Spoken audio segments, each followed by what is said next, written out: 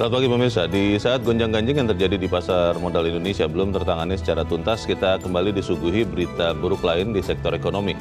Di pekan lalu, Pusat Pelaporan dan Analisis Transaksi Keuangan (PPATK) mengungkap adanya praktik penghindaran pajak berskala besar di sektor perdagangan tekstil. Nilai omset yang disembunyikan tidak tanggung-tanggung mencapai 12,49 triliun rupiah. Modusnya pun terbilang istimewa dan cukup sistematis. Omset usaha disamarkan melalui rekening karyawan atau rekening pribadi untuk menampung transaksi penjualan ilegal.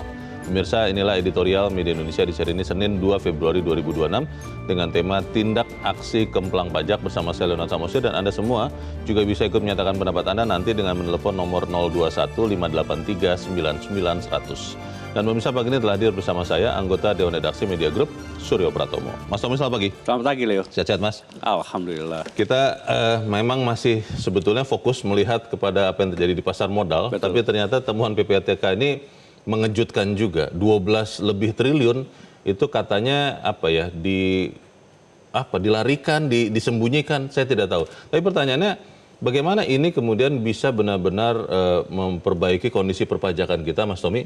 Atau seperti apa pesan editorial pada pagi ini? Ya, kalau memang ini benar informasinya, tentunya ini adalah sesuatu yang perlu kita segera selesaikan.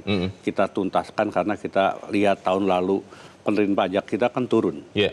Dan kemudian defisit anggaran hampir menyentuh 3%. Betul.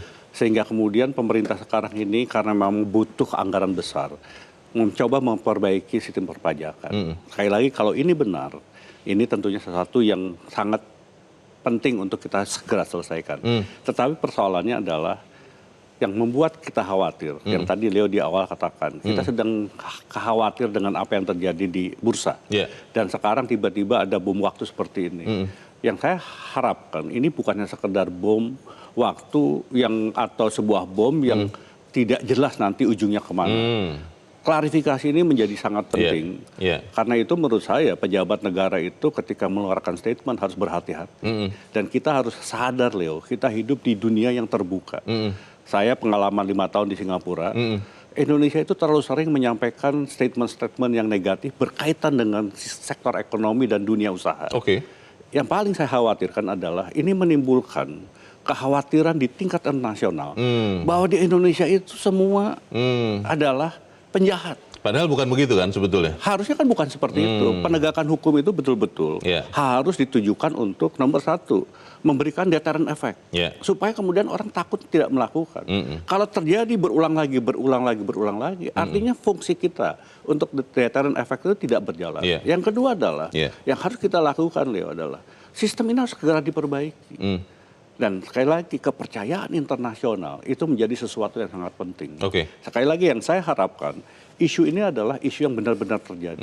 Dan kemudian PPATK bisa memberikan secara jelas, secara rinci, apa yang sebetulnya terjadi, berikan masukan kepada para penegak hukum termasuk Ditjen Pajak, supaya kemudian yang di awal, persoalan pajak kita bisa terselesaikan dengan masalah ini. Tetapi kalau hanya sekedar isu, yang kemudian kita tidak pernah jelas apa sebetulnya yang terjadi, itu akan menimbulkan persepsi, wah, jangan berbisnis di Indonesia, karena semua isinya adalah sesuatu yang tidak jelas. Baik, kita akan bahas itu, Mas Tommy, dan pemirsa, inilah editorial Media Indonesia untuk hari ini, Senin 2 Februari 2026, Tindak Aksi Kemplang Pajak.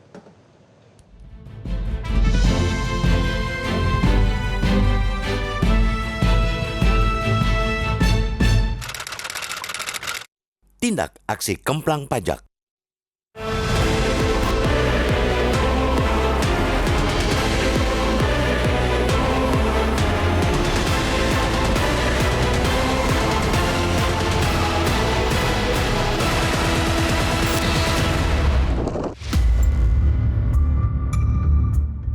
Di saat gonjang-ganjing yang terjadi di pasar modal Indonesia belum tertangani secara tuntas, kita kembali disuguhi berita buruk lain di sektor ekonomi.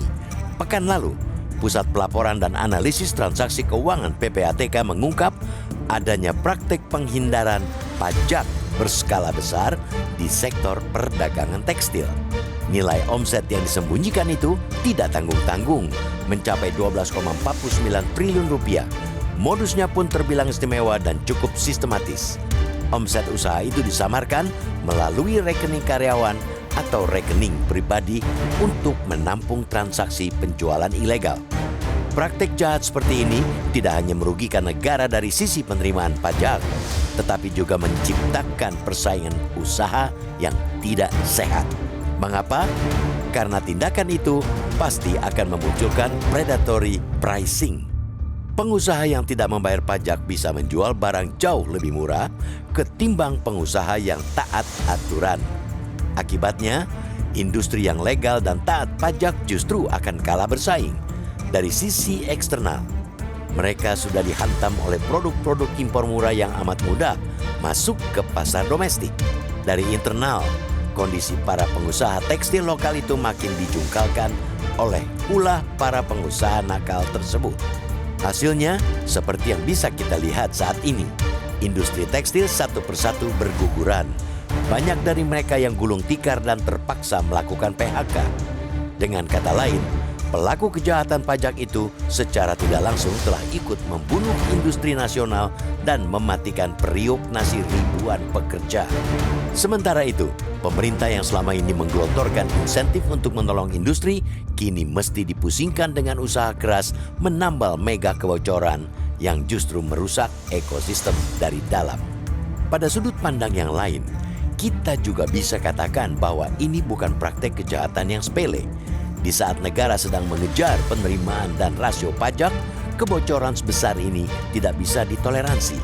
Omset 12,49 triliun rupiah yang tidak dilaporkan itu setara dengan hilangnya potensi penerimaan negara dari pajak yang sangat besar. Karena itu, temuan PPATK tersebut tak boleh berhenti sebatas laporan yang dibiarkan menumpuk di atas meja. Bukan cerita baru bila laporan hasil analis LHA PPATK seringkali tidak mendapat atensi dari penegak hukum dan menguap begitu saja tanpa tindak lanjut yang transparan. Penanganan kasus ini mesti berbeda dengan yang sudah-sudah, harus direspons dan ditindaklanjuti dengan serius dan langkah terukur. Direktorat Jenderal Pajak DJP hendaknya segera melakukan pemeriksaan bukti permulaan dan penyelidikan. Namun, pastikan pada tindakan tersebut tidak boleh ada negosiasi bawah meja. Kita harus ingatkan betul soal itu, karena masih ditemukan di sana-sini kasus-kasus perpajakan yang berakhir melalui kesepakatan di bawah meja. Selanjutnya, bila ditemukan ada indikasi tindak pidana pencucian uang TPPU melalui rekening-rekening nomini yang digunakan, misalnya polisi dan kejaksaan harus masuk. Tidak sekadar untuk menindak pelaku kejahatannya, tapi juga untuk kepentingan pengejaran aset demi memulihkan kerugian negara. Sekali lagi, kasus penghindaran pajak di industri tekstil dengan modus penyembunyian omset itu adalah ujian nyata bagi integritas penegakan hukum perpajakan di era pemerintahan baru. Publik menanti taring aparat untuk memberantas sekaligus menyudahi aksi para pencoleng pajak tersebut. Membiarkan para pengemplang pajak ini bebas berkeliaran sama artinya dengan membiarkan negara dirampok dan buruh tekstil kehilangan mata pencarian. Tindak tegas sekarang sebelum industri tekstil nasional benar-benar tinggal nama.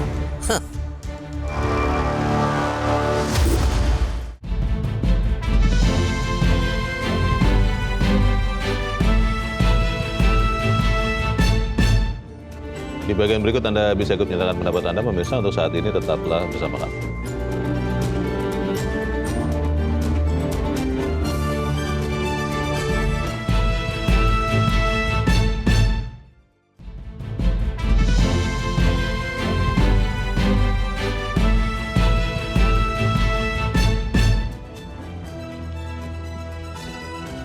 Terima kasih Anda masih bersama kami dan kita akan mendengarkan dulu Mas Tommy pendapat dari pemirsa Metro TV kali ini dari Cirebon, Jawa Barat.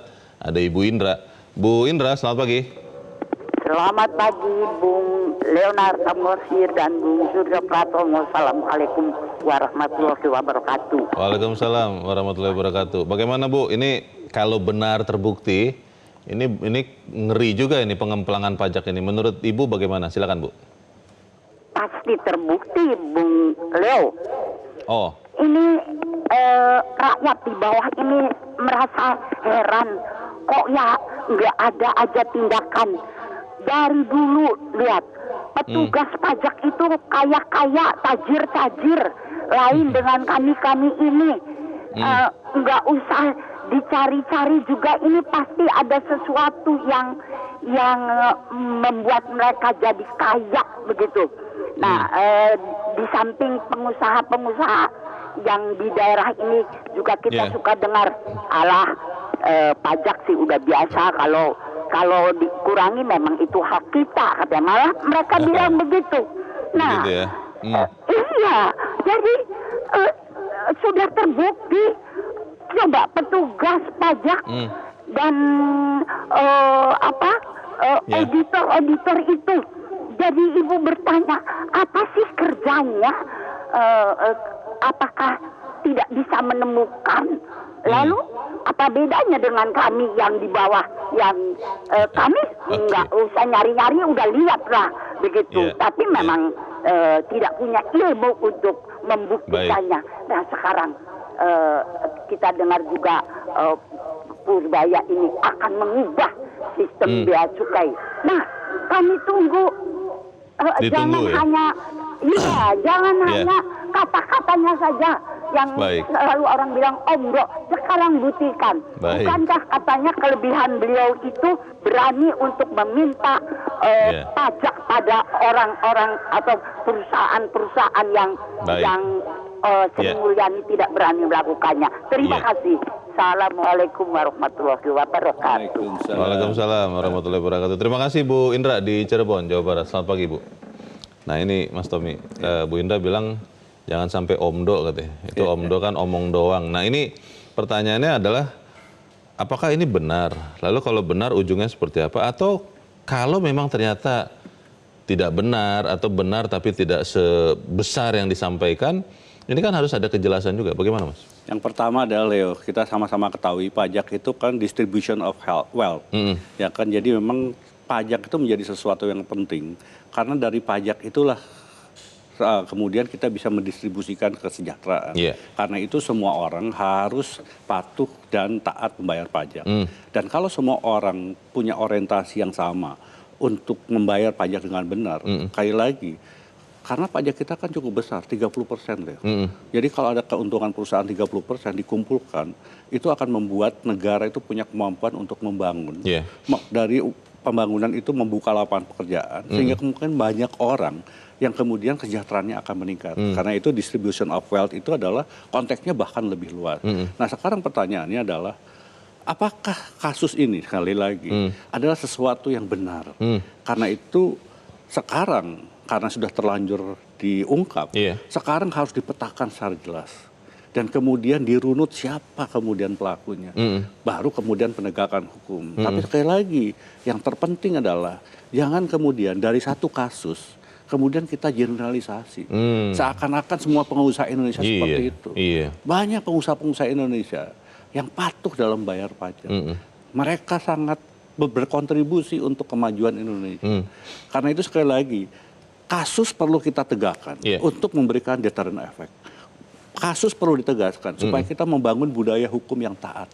Dan kemudian dengan itulah tercipta situasi level playing field di mana semua orang mempunyai apa. Tadi Bu Indra menyampaikan kan, kok saya dikenain pajak yang besar kan tidak gitu. Kan ada ketidakadilan. Keadilan itu yang harus kita tegakkan. Nah sekali lagi, mudah-mudahan apa yang terjadi, yang diungkap ini bukan hanya sekedar isu, tetapi betul-betul fakta yang jelas. Dan menurut saya sekarang yang perlu dilakukan betul-betul meneliti apa yang sebetulnya terjadi, memetakan secara benar. Tidak perlu setiap hari memberikan jumpa pers, tetapi kemudian dari penyelidikan final, ya baru kemudian diungkap, dan kemudian kalau ada orang yang memang bersalah dilakukan tindakan. Beberapa orang bertanya-tanya soal apa yang disampaikan oleh PPATK ini, Mas Tommy, karena kalau kita ingat tahun lalu atau 2 tahun lalu itu kan juga sempat diungkap waktu itu terkait dengan Kementerian Keuangan. Itu malah angkanya ratusan triliun dan sampai sekarang kita tidak tahu ujungnya seperti apa. Nah, beberapa orang mengatakan PPATK ini mengatakan begini terkait dugaan di industri tekstil ini, sebetulnya motifnya apa? Apakah memang misalnya disampaikan kepada penegak hukum tapi ternyata tidak bergerak seperti yang diharapkan atau apa? Ini berarti bola ada di PPATK, di Direktorat Jenderal Pajak atau di mana nih Mas Tom? Sekarang ini kan memang transaksi keuangan yang digital itu membuat sebetulnya sistem perbankan kita semakin kokoh dalam arti transaksi itu kan sangat jelas. PPATK itu fungsinya adalah memantau transaksi-transaksi yang tidak jelas tadi. Nah memang sekarang menjadi pertanyaan Leo, 12,5 triliun itu kan besar sekali. Dan kalau kemudian masuk ke dalam sistem perbankan, ya ketika uang masuk 100 juta, itu kan sistem perbankan sudah nyala. Sehingga ini adalah juga... Ini sampai 12 triliun ya? 12 triliun, berapa orang karyawannya? Katanya dititipin ke rekening karyawan, segala macam. Berapa besar di rekening karyawan itu? Kalau angkanya tiba-tiba profilnya itu tidak sesuai dengan pendapatannya, kan perbankan bisa melaporkan. Betul. Dan kemudian kita bisa melakukan penataan apa sebetulnya yang terjadi. Tentu ini sekali lagi kesempatan, karena bolanya sudah dilempar. Ini kesempatan untuk kita menelusuri, melakukan penyelidikan dan memberikan gambaran secara benar apa yang terjadi, dan setengah itu adalah fungsi ini adalah harus berlanjut pada sistem edukasi supaya kemudian kepatuhan dalam pembayaran pajak, kepatuhan dalam administrasi keuangan itu bisa kita tegakkan. Ini yang harus mengusut, katakanlah begitu ya Mas Tommy. Ini apakah memang langsung aparat penegak hukum atau bisa Direktorat Jenderal Pajak dulu? Karena ini kan soal pajak nih, bagaimana Mas? Kalau PPATK kan sekali lagi mereka kan memantau transaksi pada setiap warga yang ada di perbankan. Ini kan ada indikasi yang kemudian oleh PPATK dilihat sebagai sebuah kejanggalan. Penegakannya kan dilakukan oleh Dirjen Pajak atau kemudian pada kepolisian. Nah ini menurut saya sekarang harus duduk sama-sama dan semua penegak hukum harus kemudian mencari tahu, tetapi jangan ibaratnya ini harus menarik rambut di tengah tepung, jangan tepungannya berantakan. Sekali lagi karena kita sedang dihadapkan pada situasi ketidakpercayaan internasional kepada sistem ekonomi Indonesia. Jangan kemudian ditambah lagi persoalan-persoalan seperti ini, orang semakin takut untuk melihat ekonomi Indonesia dan orang semakin takut untuk investasi di Indonesia.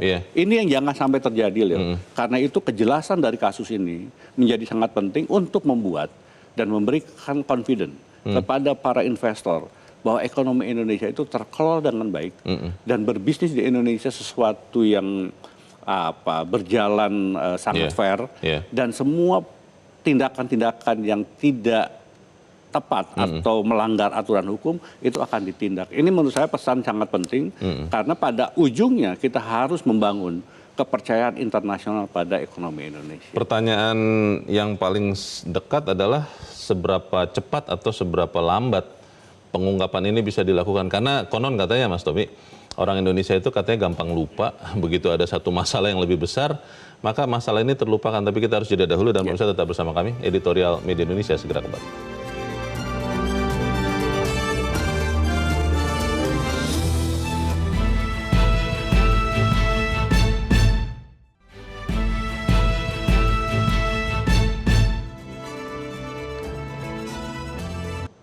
Terima kasih Anda masih bersama kami pemirsa dan kita ada di bagian akhir diskusi kita pagi ini. Mas Tommy, beberapa orang khawatir bahwa yang disampaikan PPATK ini akan mirip dengan yang disampaikan PPATK beberapa waktu yang lalu. Waktu itu kalau tidak salah hampir 400 triliun katanya di Kementerian Keuangan.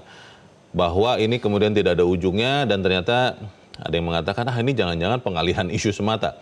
Bagaimana ini bisa diselesaikan dengan jelas, Mas Tommy? Ya, ini tanggung jawab PPATK sebagai institusi. Dan saya kira kalau saya masih berpandangan, PPATK melihat ada indikasi penggunaan uang dan melalui transaksi yang ada di sistem perbankan yang mereka pantau. Dan ini bisa jadi benar. Jadi premisnya adalah ini bisa jadi benar. Tapi sekarang pertanyaannya adalah apa sebetulnya kasus ini? Nah ini harus ditelusuri dan kemudian dibuat lebih jelas. Karena pada ujungnya saya ingin sekali lagi menekankan Leo, ekonomi itu hanya bisa berjalan baik kalau ada kepastian. ekonomi ini akan berjalan baik kalau ada confident. Ekonomi ini akan berjalan baik kalau semua orang merasa bahwa ada peluang. Jangan sampai kemudian yang tercipta adalah hanya kehebohan tanpa orang bisa mengetahui apa duduk perkara persoalannya. Dan tidak pernah ada ujung dari semua cerita ini. Tadi Leo sudah mengatakan bahwa pernah ada kejadian dilempar bola panas, bahwa ada transaksi yang mencurigakan, tetapi tidak pernah bisa dibuktikan bahwa memang itu transaksi mencurigakan yang merugikan perekonomian Indonesia. Sekali lagi Leo, yang saya ingin ingatkan, semua informasi yang dikeluarkan itu sekarang dipantau di seluruh dunia. Apalagi melalui sosial media, semua orang bisa tahu. Dan Indonesia menurut saya membutuhkan kepastian, dan kita sedang membangun trust. Karena kalau tidak ada trust, orang tidak akan pernah bisa masuk dan mau ke Indonesia. Dan kalau kita ingin ekonomi Indonesia bertumbuh lebih tinggi, apalagi sampai 8%, kuncinya hanya satu, Leo, investasi. Investasi itu tidak akan datang dari dalam negeri, luar negeri. Kuncinya apa? Kepastian, Leo. Kalau kemudian kepastian itu tidak ada, kemudian penegakan hukum juga tidak jelas, itu akan membuat orang takut untuk masuk Indonesia. Dan kita sekarang sedang diingatkan bahwa ada potensi orang dengan mendowngrade Indonesia, ekonomi Indonesia, orang akan semakin ragu-ragu masuk ke Indonesia. Kita ingat, Leo, perjuangan kita untuk membawa Indonesia masuk ke dalam investment grade, itu kan perjuangan panjang. Betul. Kalau kemudian untuk merusaknya, Leo, sekejap. Sama dengan kita merawat pohon. Menanam pohon itu membutuhkan waktu. Tetapi memotongnya hanya membutuhkan detik untuk memotongnya. Nah, ini sekali lagi, pesan ini, Leo, yang menjadi sangat penting, dan saya berharap dan masih berpandangan PPATK berdasarkan informasi yang mereka dapatkan melihat ada kejanggalan dalam transaksi. Tetapi sekali lagi ini harus dituntaskan, diperjelas supaya kemudian kepada masyarakat dalam negeri maupun internasional orang makin paham bahwa Indonesia itu mengarah ke dalam tata kelola yang lebih baik. Kita tunggu berarti kejelasan soal ini. Mas Tommy, terima kasih sudah hadir di tempat ini. Selamat pagi, Mas. Pemirsa, membiarkan para pengemplang pajak bebas berkeliaran sama artinya dengan membiarkan negara dirampok dan buruh tekstil kehilangan mata pencarian. Tindak tegas sebelum industri tekstil nasional benar-benar hanya tinggal nama. Saya Leonard Samosir, terima kasih Anda sudah menyimak editorial Media Indonesia untuk pagi ini. Terus jaga kesehatan Anda, terus jaga nurani Anda. Selamat pagi, sampai jumpa.